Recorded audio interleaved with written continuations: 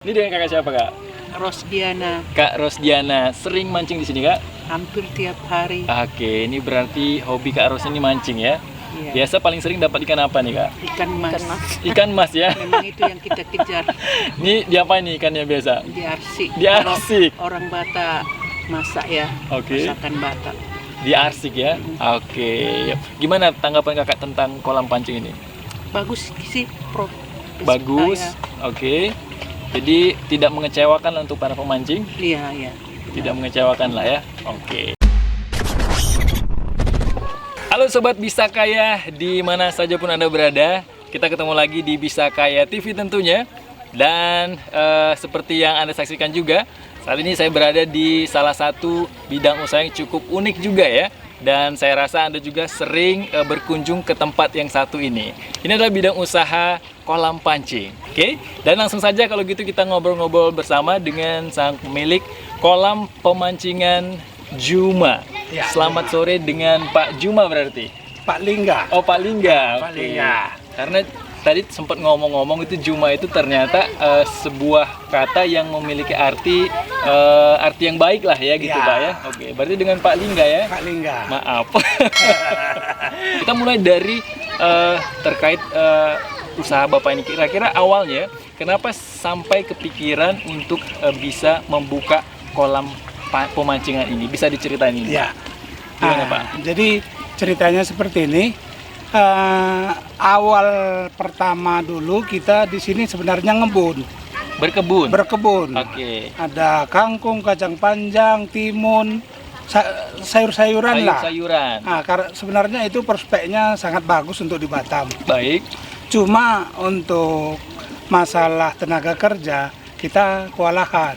Oke. Nah, karena pertama dulu memang kita bawa dari Lombok untuk karyawan tani sendiri. Oh, gitu. Nah, jadi karena mereka pulang semua, nggak ada yang kerja, jadi saya masukkan beko untuk gali kolam. Oke. Nah, karena masalah tenaga untuk pertanian itu Betul. agak susah untuk carinya di Batam. Benar sekali ya. Nah, jadi ya kita coba karena kita lihat di sini sumber daya alamnya juga bagus, air banyak, ya makanya kita coba untuk buka wisata pemancingan. Oke, luar biasa. Berarti Bapak ini tidak kehilangan akal ya dalam berusaha ini ya. Ya, Dari betul. tanam-tanaman ada terbengkalai dalam beberapa hal, langsung dipikirkan bagaimana membuka bidang usaha lainnya. Sehingga Ya. terciptalah kolam pemancingan ini. Ya, Nah, betul. kalau ngobrolin kolam pemancingan ini kan butuh ilmu juga. Ini Bapak ada pengalaman sendiri dalam membuat kolam pancing atau gimana tuh? Sebenarnya pengalaman nggak ada, Ya. cuma kita kan sering lihat di TV bagaimana pemancingan di daerah Jawa, Oke. daerah Sumatera, terutama di tempat saya asal Brastagi. Brastagi. Nah, Wah. jadi di sana lumayan banyak kolam pemancingan dan saya melihat prospeknya juga bagus untuk di Batam. Sementara sumber daya alamnya di sini juga bagus, Oke. airnya bagus.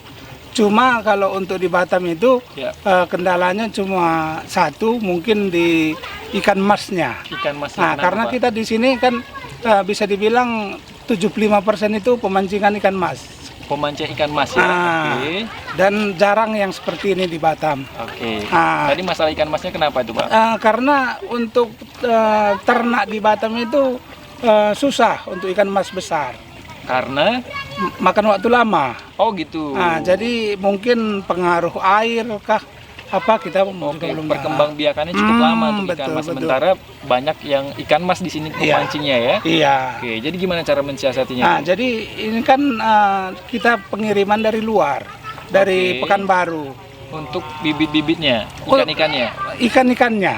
Oke, dari Pekanbaru ya. Dari Pekanbaru kita supply ke sini Oke. untuk itu yang kita pancingkan. Oke. Nah, jadi kendalanya di Batam itu terlalu lama untuk pembiakan ikan mas. Oke, berarti dengan kata lain ikan yang dipancing di sini tidak diternakan dari kecil, tapi langsung sudah siap dipancing atau gimana? Betul, sudah siap dipancing. Oh gitu, kenapa? Oke, kenapa tidak mencoba dikembangkan? Karena lama tadi prosesnya? Karena lama prosesnya Pak, tidak sebanding biaya operasional sama waktu. Oh, oke. Ah, Selain ikan mas, ada ikan apa lagi nih? kita di sini lengkap. Pertama ikan mas, yang kedua ikan gurami, yang ketiga ikan bawal, yang keempat patin, yang kelima lele. Oke. Dan yang terakhir itu nila. Nila. Ah, Oke. jadi kita di sini lengkap untuk ikan air tawar. Jenis-jenis ikan air tawarnya ya. Ya. Oke. Nah ini kita mundur ke belakang lagi nih, awal mulai membuka ini kapan nih kira-kira Pak? 5 tahun yang lalu, 5 Pak. tahun Hampir yang 6 lalu. tahun. Oke, sampai dengan saat ini ya. Ya, betul. Oke. Nah, kira-kira dari usaha Bapak ini gimana? Dari masyarakat sendiri animonya untuk memancing di Batam ini cukup baik atau gimana kira-kira Pak? Ya cukup baik. Karena mungkin banyak di teman-teman di Batam itu mancing itu kan hobi yang bisa dibilang murah meriah. Murah meriah. Iya. Jadi bisa dari kalangan bawah sampai kalangan Sampai atas. atas. Oke, ya ini Gitu. karena juga memang mungkin karena apa ya, memancing ini kadang bisa membuat refresh juga, Betul. membuang waktu-waktu yang bagaimana ya, penat dari kerja, kayaknya Iya. mancing ini bisa menjadi solusi juga gitu Pak ya. Betul. Oke, nah dari sejak awal sampai sekarang ini kira-kira apa nih Pak yang menjadi kendalanya selain ikan mas tadi? Kira ada kendala-kendala lain nggak dalam mengembangkan usaha ini?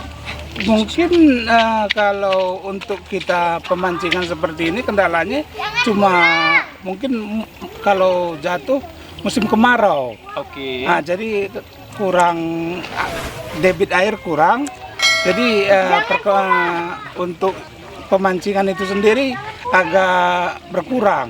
Oke, Itu pada aja saat sih. musim kemarau Iya. ya. Oke, nah berarti untuk sumber air kolam ini mengharapkan curah hujan. Betul. Oh gitu, Cukup, nggak ada alternatif lain? ada, memang sudah kita jalankan, udah kita buat 3 biji sumur bor. Oke. Jadi menurut saya ini sudah cukup Sudah untuk cukup. berapa kolam ini. Oke, tapi nggak ada proses gitu dalam penyaringan air dan sebagainya, karena kan kalau saya yang setahu saya ya di Batam ini kan airnya kayak karena bauksit gitu ya, kadang-kadang tidak bisa ke ikan atau gimana kira-kira Pak? Kalau di sini nggak masalah. Nggak masalah ya? Nggak masalah, soalnya air tanah di sini kan karena di sana kan pegunungan Pak. Oke. Jadi sumber air. Oke, berarti kualitas besar. airnya bagus lah ya? Bagus. Bisa cocok untuk ikan berarti? Cocok sekali. Luar biasa. Oke, berarti karena itu penting juga karena airnya jangan sampai hanya mengharapkan curah hujan gitu kan. Betul. Kita bisa kewalahan juga gitu Pak ya. Nah, untuk ini makanannya apa nih ikan-ikan ini? Kalau ikan ini yang udah di dalam kolam itu kita nggak kasih makan lagi Pak. Oh gitu. Ah. Ini masih awam juga Iya. kayaknya ya. Nggak Jadi kita- gimana tuh ceritanya? Jadi kalau kita kasih makan nanti otomatis ikannya kenyang. Oh, Jadi dipancing nggak makan lagi. ini berarti sia-sia nih yang mancing ini kan? Sia-sia. Bukan cuma pemancingnya yang sia-sia, kita juga ya Nggak dapat inilah ya. rugi dipakan Oh, malahan dipakan kan. lagi, oke. Sementara itu merugikan bagi Iya, betul. pemancing. Ini kayaknya kelihatan nih yang nanya ini kurang pengalaman dalam dalam mancing memancing, kayaknya mohon maaf lah ya. Oke, nah tadi kita udah tanya terkait airnya, terus kesulitan dari ikan-ikannya sendiri gitu Pak, ada ikan mas yang harus diimpor karena susah pengembangbiakannya gitu Pak ya. Oke, dan ini ada ini nggak Pak, ada hari-hari ramai, hari-hari sepinya, kira-kira hari-hari apa aja tuh? Kalau hari ramai itu biasanya Sabtu sama Minggu sama hari libur. Oke, weekend sama hari libur lah ya. Iya, Pak. Mau sampai iya. berapa pengunjung Pak? Kalau itu Pernah dari dihitung-hitung nggak kira-kira? kita kalau masalah data dari 5 tahun yang lalu ada. Oke. Jadi kalau ramainya itu memang pas hari Sabtu, Minggu sama hari libur. Ratusan? Itu kalau pas lagi ramainya bisa berkisar 220 orang. 220 Pemancing. orang. Oke. Pemancingnya bukan tamu. Pemancing. Ya? Jadi orang yang mancing aja itu. Oke, itu cuma yang mancing, belum yang datang-datang gitu Ya, ya. Nanti. Oke. Nah, untuk tiket masuknya atau gimana cara untuk orang yang mau mancing ini kira-kira? Kalau tiket masuknya kita di sini setiap kolam itu beda harga. Kenapa? Karena jenis ikan dan banyaknya ikan. Oke. Jadi variasi harganya gimana Pak? seperti kolam yang ini, di sini kita tiketnya 65.000. Oke, 65.000 karena ini paling mahal atau paling gimana? Bukan paling mahal, yang standar. Oh, ini masih standar ya, 65. 65.000. Ikannya kenapa dia?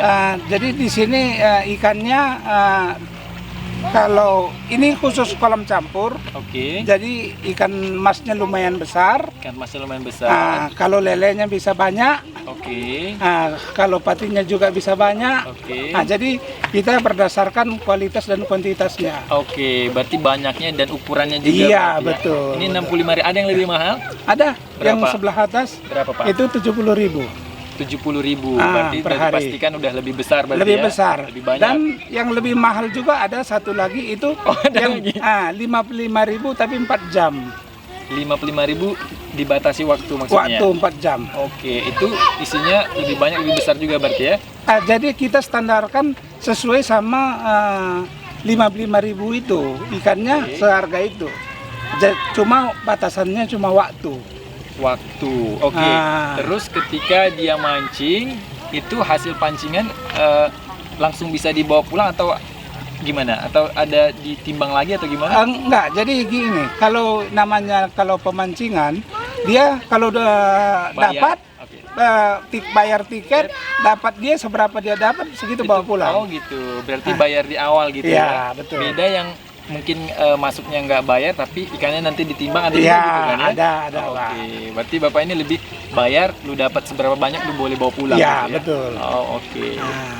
Jadi untuk Batam itu memang manusianya seperti itu, lebih suka. Oh gitu. Jadi kita harus bisa mengetahui pasar juga lah ya. betul. Oke, ya karena kan memang seperti sebenarnya ada gitu ya, Iya. ada yang datangnya gratis, pulangnya ditimbang gitu ya. Iya. Itu yang gitu-gitu karena mikir juga nih, gue dapat besar juga nih biaya nanti gitu ya. Iya. Oke, tapi kalau hari-hari sepi itu kisaran berapa orang itu Pak? Kita di sini Hari-hari biasa lah ya. ya seperti inilah Pak, berkisar 15 ke 20 orang per Puluhan hari. gitu ya, kalau rame ratusan gitu Iya. ya. Oke. Apa nih Pak tipsnya atau kiat-kiatnya untuk orang-orang yang masih ragu-ragu ketika mau membuka usaha, ini harus gimana nih kira-kira menurut Bapak berdasarkan pengalaman Bapak? Yang pertama yang jelas itu sumber daya alamnya dulu. Jadi airnya itu cocok nggak, mengalir nggak. Oke. Jadi kalau yang ini kan Bapak bisa lihat ngalir. Oh, ini mengalir Ini ya? Pak, ini buang terus. Pipa-pipa keluar masuk. berarti Jadi ini didesain. sirkulasi. Oke. Sirkulasi airnya harus ada. Oke. Itu dulu yang pertama. Jadi nanti kita buka juga kalau sirkulasinya nggak ada, kita ada pemborosan, pompa. Bisa. Oke. Cuma kan Ada listriknya lagi atau solar iya, gitu, genset ya? kosnya jadi tambah. Oke. Jadi yang jelas kalau kira-kira lokasinya juga cocok untuk pemancingan, ya nggak ada salahnya. Oke. Karena ini juga memang terus terang memang bagus, prospeknya sangat bagus. Oke. Nah, Ini untuk luas lahan tadi ini belum kita bahas, ini ada berapa luas ini Pak? ini kita punya 1 hektar Pak. 1 hektar ya? 1 hektar. Oke, ini ada berapa kolam ini? Ini yang kita pancingkan itu ada 6. Ada 6 kolam ya? Nah, Di 1 hektar ini ya? iya 6. Oke. Untuk Anda yang ingin memancing, mari bergabung dengan kami di kolam pemancingan Juma yang ada di Marina dekat Jus Jambu. Oke Sobat Bisa Kaya, demikianlah perbincangan kita tadi bersama Pak Lingga tadi ya, yang sudah ngobrol bareng tentang bisnis yang digulutinya ini ya. Dan semoga apa yang kita bicarakan tadi bisa juga memotivasi Bapak Ibu ya, ataupun Anda yang sedang menonton channel YouTube ini untuk bisa memulai usaha yang Anda inginkan agar bisa menjadi usaha yang cukup menjanjikan juga. Sampai di sini, kita ketemu lagi di channel lain dengan pembahasan yang lebih menarik lagi. Sampai jumpa. Bisa Kaya, Pasti bisa!